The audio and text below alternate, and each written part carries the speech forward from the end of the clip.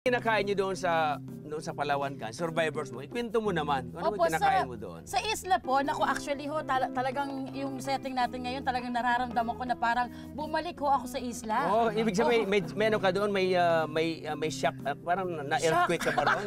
Parang na-shocking ka ba doon? Parang na-culture shock Oo, ba? parang Hindi ganon. ho. Hindi naman. Opo, talagang totally fantastic, fabulous, and oh my God, amazing po talaga yung experience doon. Talaga naman, Opo, talaga. yung pagkain namin po doon sa isla, talagang kailangan mong pagtrabahuhan talaga.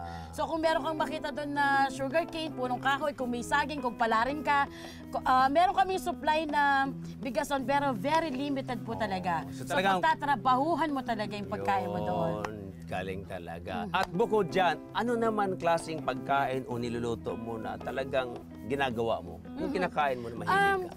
Ang nanay ko po Kapampangan, pero hindi po ako talagang magaling talagang magluto. Oo. Pero ang masarap po, ang paborito ko po talaga yung mga seafoods. Wow. Hindi niyo ho nagtatanong pa rin, galing ho ako sa Donsol, Sorsogon. Ako nga ho ay isang butanding.